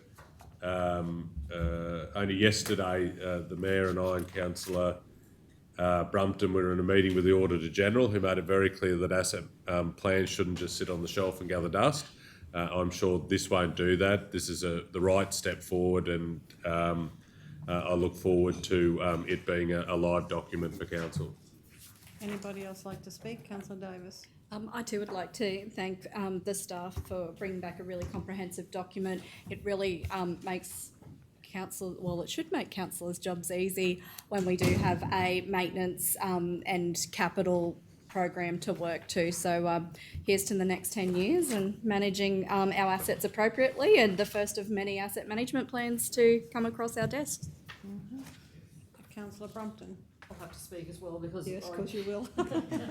I mean, one of the things that I put land up for council for was around, management of assets and having long-term sustainable plans. So it's wonderful to see the depth of this plan coming to us, and good to see us started on this journey of being more systematised around some of our assets and understanding what our risks are out into the longer term as well. So thank you for this, and it's a great step forward. And as part of the audit committee, I too thank you for making my life a little bit easier, because we all know how that goes in that room. All right, do you want to sum up, councillor? Everything's been said. Everything's good. All right, let's go to the vote. All those in favour? Yes. 8-0. Thanks, Daniel. Thank you. All right, we'll go to morning tea and we'll be back at 11. I'll reopen the meeting at 11 a.m. Going good. What are we up to? 13.6, William Street, Surat, curb and channel scope and budget review. Do I have a mover? Might be a challenge to the. Oh, that's the new one there, is it, Matt? That's the new. I'm happy to move. Correct. When you're ready, councillor. I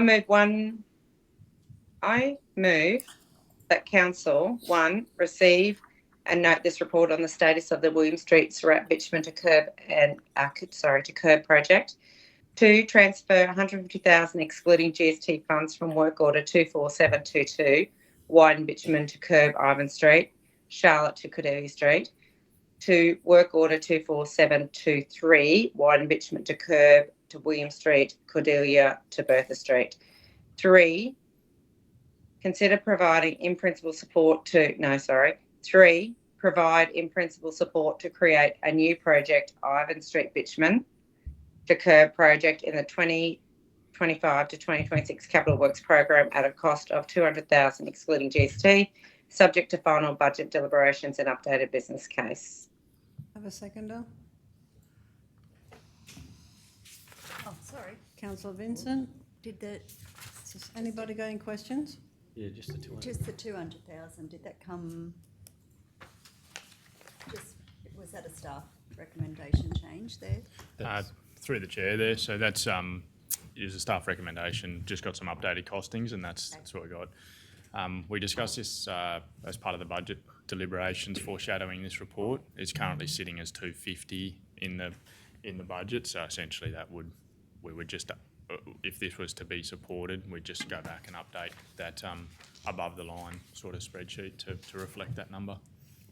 Councillor Davis. Can I just ask, with the where we're transferring from, is that the full budget allocated for that street, or will there be rollover into the new financial year?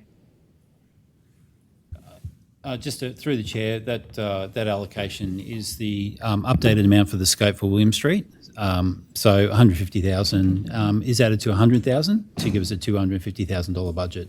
No, I don't think that's not what I was. No, I think the council's asking, Matty, how much is in the budget, because you're transferring from 24722, which is Ivan Street. Is that 150 you're transferring from that project? Is that the full amount that had been allocated to that one? Ivan Street's been allocated 175,000. 175. So council, 25 grand difference. Thank you. Yep. Would you like to speak, councillor? Thank you. I fully support this. This project has actually been on our books and promised to the Surat community for 2 years, and we haven't been able to deliver. I understand that this project, when the officers got there, it is more challenging than we first thought. So, which is why they need to come back and transfer that budget. I fully support that. This is the street that needs to be done first and shortly because of the maintenance that it happens on that street all the time. So happy for this street to be done, and then to our next street to be Ivan Street. So I fully support this, and I ask that councillors support it. This has been a project that's been promised to our community for 2 years and it hasn't been delivered. Madam Mayor, just on Councillor Davis's point though, if that original project was for 175 and we're transferring the 150 across with that 25, would you just prefer just transfer the 175, the full amount across, and just gives you that 25 buffer that will then obviously come back in if it's over budget, or just? But I think that's just Councillor Davis' point was the 25 left over. Yeah. What do you do with that? My only concern with that, CEO, is when we talk to Director Brett about anything like that, he says, no rollover. If it hasn't started, it's a new project. So I'm happy to do either way, but I just want to make sure that at the end of the day, there's a 200,000 there, so we can consider that a budget and we don't have to come back again. Yeah, and that was probably my point, Councillor, rather than leaving the 25 there, because it's not really a rollover. If you actually just did the full transfer now, they'll go into that project and it'll just be unspent funds because the project would have started. And oh, I see. it just gives you that little bit of a extra buffer there in case there's rain or whatever else. It's all. It just seemed odd that leaving that 25. I think that's what Councillor Davis might have been. Yeah, I wasn't aware of what the budget was. Yeah. I couldn't find it in the report and just wondering if that was the total. But yeah, It's just a suggestion, Councillor, rather than the 150, just to the 175. It's just the 150. Sorry, it's the 175. Yeah. And just so you I'm know, happy to. just so you know, Councillor, the director is smiling at you. Oh, see, I have been listening. I think, Mayor, we just like to bring things on budget and pride ourselves in giving an accurate estimate. So that's where we're coming from with that. Yeah, no worries. So I am happy to change that point 2 to transfer the 175,000, acknowledging that our staff are going to try and deliver it for 150, and that will be a saving on that project that will just go back into the pot. Yeah, you happy with that, Councillor Vincent? Yep. Would anyone else like to speak? We'll go to the vote. All those in favour? Yes. 9-0. Thanks very much, Councillor. Thank you. Thanks, guys. Thanks, Wayne. 14.1, development application material change of use warehouse and shop 65 Arthur Street, Roma, 2025/21368. I've got a question. Morning, ladies. Morning, gentlemen. Morning. I've got a question. Councillor O'Neill has a question. Thanks, Mayor. Kate, who are Why Not Investments Proprietary Limited? Roma Gas. Okay, righto. Who? Roma Gas. And my second question is, where it says that no properly made submissions during this period, does that mean there were submissions that were not properly made? No, there were none at all. That were, yeah, okay. You know what I mean? There were no... Yes, Yeah. yeah, I know what you mean, but yeah. Yeah. There were no submissions at all? Yes. Properly or... Yep. Or Yes. otherwise? Yep, okay. I'm happy to move. Mm-hmm. I'd like to move that the development application for the material change of use warehouse and shop located at 65 Arthur Street, Roma, Queensland 44455, described as Lot 3 on RP 52175, be approved subject to the listed conditions and general advice below. Do you have to say from number 1 to number... No, just as listed. As listed. Just as listed, okay. Seconder, Councillor O'Neill. Happy to second. Would you like to speak, Councillor Burke? Oh, just to say thanks for the report, ladies, and I didn't vote against this one. I think it's great that young people are buying businesses and are looking to expand, so it does mean good that the town's humming along, so fully supportive of this. Anyone else like to speak? Councillor O'Neill. Thanks, ma'am. I'll echo the comments that Councillor Burkett shared. Obviously, the parcel of land we're talking about which they own, was subject to a fire in recent years. And I do commend them for taking the next step to develop this site. We often hear of the number of vacant, shops and bits of land that we've got, and here we do have a younger couple that bought a very well-established business that are continuing to invest, and that should be applauded, and I look forward to seeing this project come to fruition. All right, anyone else like to speak? Would you like to sum up, councillor? Let's go to the vote. All those in favour? Yes. 9-0. Thank you. Thanks, guys. Conflicts for closed. We'll start with councillor Seawright. I wish to declare a conflict on item C4, Yuleba Development Group User Group Agreement, Yuleba RTC Building. The declaring council is myself, Councillor Brennan Seawright. The persons of interest is my wife, Kristen Seawright. My wife, Kristen Seawright, is the secretary of the Yuleba Development Group. It is a prescribed conflict of interest, and I will leave the room while the matter is discussed and voted on. Thank you. Councillor Burkett. I have a conflict on item C1, description, Baringa Heritage Group agreement, Baringa Heritage Museum, declaring council as myself. Person of interest is my father, Gary Burkett. Particulars of interest, Gary is executive member of the Baringa Heritage Museum. I think is it prescribed? I didn't. What's the matter? Andrew? I didn't check Kelvin, I just sent it, so he cut and paste. Declarable, It's isn't it? your Father, so it'd be prescribed, I think it is. Yeah, I'll go prescribed. Hedging bets. Prescribed conflict of interest, and the action I'll take, I'll leave the room while the matter is discussed and voted. I've got another conflict on item C5, Mitchell RSL and Combined Sports Club Management Agreement. Declaring council as myself, the person of interest myself. I'm the president of Mitchell RSL Combined Sports Club, so I have a conflict on this management agreement. It's prescribed conflict of interest, and I'll leave the room while the matter is discussed and voted on. Okay, can I have someone move us into close? It is prescribed for your dad as well. Councillor O'Neill. I'll move that in accordance with the provisions of section 254J3 of the Local Government Regulation 2012, that council resolved to close the meeting to the public to discuss confidential items that its councillors consider as necessary to close the meeting. In accordance with section 254J5 of the Local Government Regulation 2012, the following table provides the matters to be discussed, an overview of what is to be discussed while the meeting is closed. C1, Baringa Heritage Group Agreement, Baringa Heritage Museum.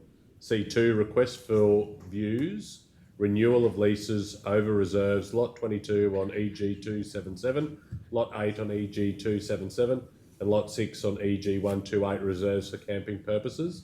C3, trusteeship over lot 67 on WAL 53309 and lot 67 on WV 1687, renewal of term lease over lot 67 on WV 1687. C4, Yuleba Development Group User Agreement, Yuleba RTC Building. C5, Mitchell RSL and Combined Sports Club Incorporated Trustee Lease. LC1, Tender for Construction Works, Carnarvon Highway Footpath Upgrade Project for Department of Transport and Main Roads. LC2, Tender 25036, Bulk Haulage and Waste Management Services. That's it. That's it. Have a seconder. Councillor Burkett. All those in favour? Yes. 9-0. We're in closed.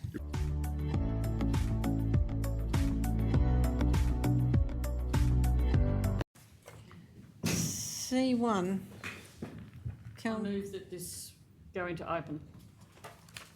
Have a seconder. I'll second that. Seconder O'Neill. All those in favour? If John's got a conflict, is he allowed to vote on that? It's an administrative thing. Okay, yeah. you can. Okay. 8-0. So we're going to move C1 into open. And it is Baringa Heritage Group Agreement, Baringa Heritage Museum. And Councillor Burkett will be leaving the room.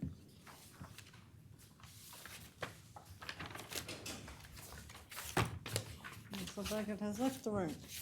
Do I have a mover? I have a question. Yep.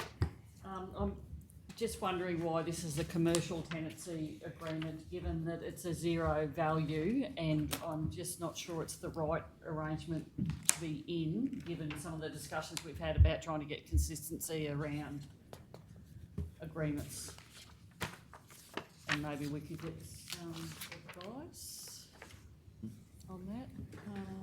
Leah, do you have any advice today, or do you need time? Through the chair, yes. If we could have a little bit of time to investigate further options. Will we lay it on the agreement? So we lay it till a future meeting? It's not, we're not in a big hurry for it. Can I ask a question that might affect that? Does the organisation pay council rates? Through the chair, no. No. Wouldn't if they're not for profit. No. Oh, that's all right. No, I it was gonna says say, council if is they pay council responsible. rates, it could be a No, it commercial. says council is responsible for the rates in the current agreement. Sorry, Leah, do you need more than today? Yes, please. For a future meeting? Yeah. I move that this be Laid on the table? laid on the table for a future meeting. Seconded, councillor O'Neill? If We it's don't laying know. on the table to get information, Yeah. it doesn't need a seconder. If you're moving to defer this decision until a upcoming council meeting, that's a change to the agenda, and you'll need a mover and a seconder. Okay, it's for additional information, so I don't need a second. No, you don't. Yeah. Okay, all those in favour? 7-0. Okay.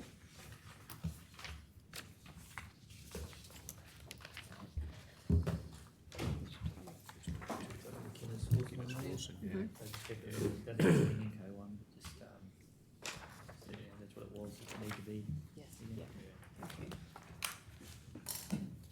Probably get an email from them too. Councillor Burkett's back in the room. C2, request for reviews, renewal of leases over reserves, lot 22 on EG 277, lot 8 on EG 277, and lot 6 on EG 128, reserves for camping purposes. Do I have a mover? Councillor Searoy. I wish to move that council, 1, objects to the renewal of term lease 0/230862 over lot 22 on EG 277 and lot 8 on EG 277. 2, objects to the renewal of term lease 0/230863 over lot 6 on EG 128. 3, authorise Chief Executive Officer or Delegate to enter in direct negotiations with the current lessee to offer a trustee lease over lot 22 on EG 277, lot 8 on EG 277 and lot 6 on EG 128 for a period of 3 years. 4, authorise that Chief Executive Officer or Delegate to sign documentation in relation to this decision. Do I have a seconder? Councillor Davis. Can I ask a question, please, through the mayor? Should we include in this that council, in line with our blah blah blah policy, stock group management policy, object to renewal of, Yep. and then, Just for better context. well, I think so. Yeah, yeah, I agree.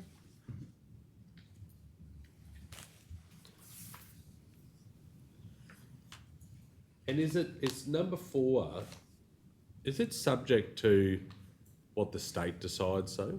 Yes. Is that So 3? should that be, If required. yeah, Number 3?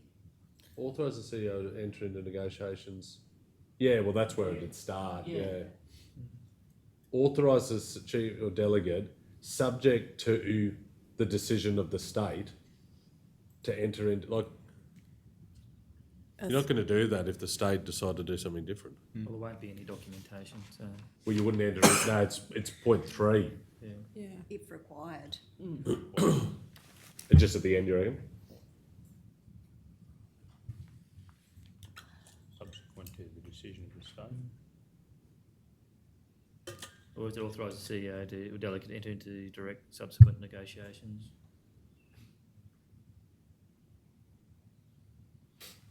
And also for Okay, that, is it- the beginning of number 2 needs to be moved to the beginning of number 1 as well. Yeah. Line with. So the in line with the stock group management policy, Cal would be in number 1 as well.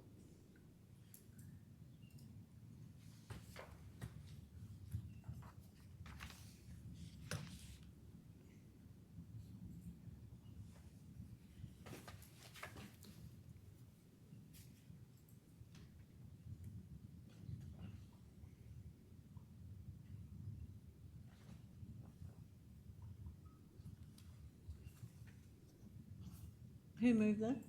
Councillor, so do you want to just maybe Yep, redo it happy to reread. from Carl's reading? I move that council, one, in line with the stock route management policy, objects to the renewal of term lease 0/230862 over lot 22 on EG 277 and lot 8 on EG 277. Two, in line with the stock route management policy, objects to the renewal of term lease 0/230863 over lot 6 on EG 128.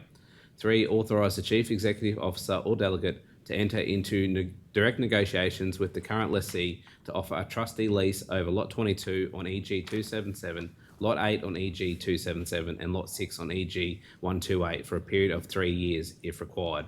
Four, authorise the chief executive officer or delegate to sign the documentation in relation to this decision.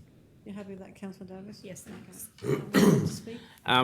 Thanks, Mayor. Just briefly, it's, thanks to Councillor O'Neill to add that in, that it's just lining us up with what the stock route management policy is.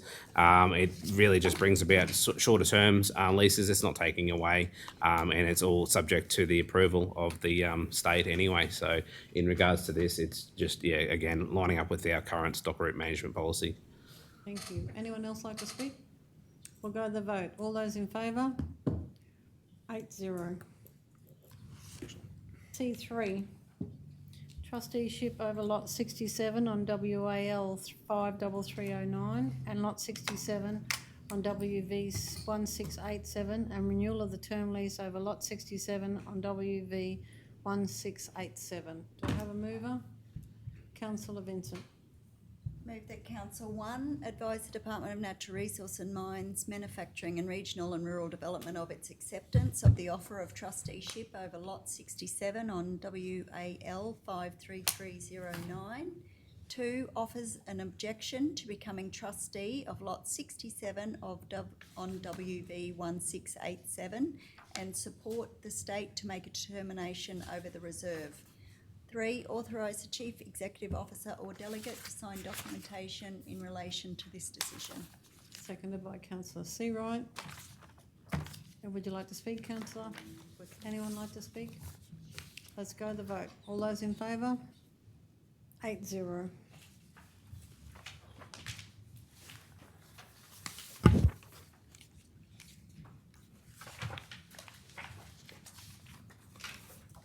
C4, Yuleba Development Group User Agreement, Yuleba RTC Building. Councillor Seawright is leaving the room. Councillor Hancock is entering the room. God, I'm getting good at this. Okay, do we have a mover? Councillor O'Neill. I'll move the council enter into an agreement with the Yuleba Development Group for the use of the Yuleba RTC building for a period of 3 years. 2, authorise the Chief Executive Officer or Delegate to execute the user agreement. Have a seconder. Councillor Davis, would you like to speak, No, Councillor? thank you. Anyone like to speak? Let's go to the vote. All those in favour? 8-0.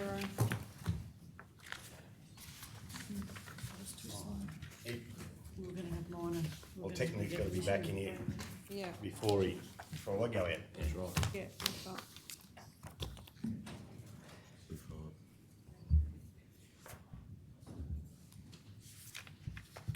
Councillor Seawright's back in the room. C5, Mitchell RSL and Combined Sports Club Inc. Trustee Lease. Councillor Burkett's leaving the room.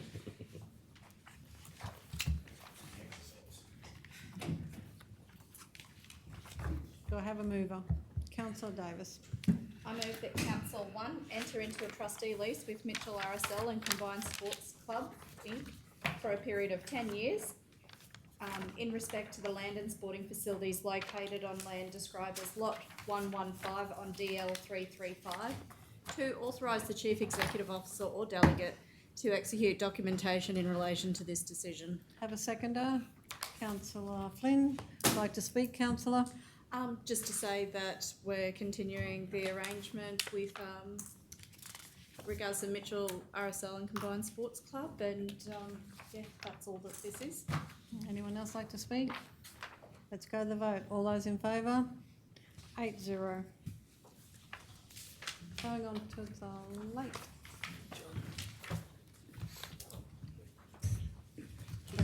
In your job description. I know, you're looking at me too. I missed it. Following on from previous times.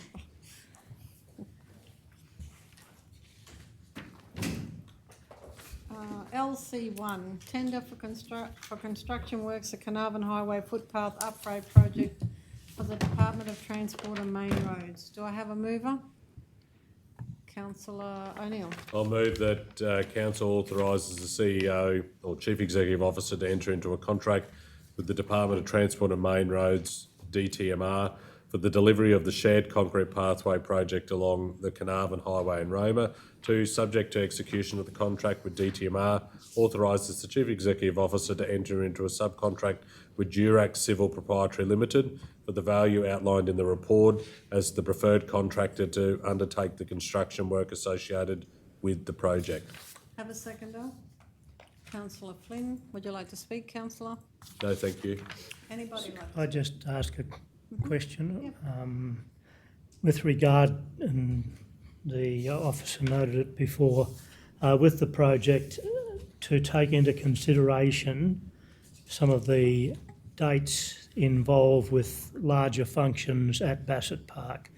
2 of note would be the Rugby League Grand Final on the 24th of August and the Roma Cup on the 15th of November.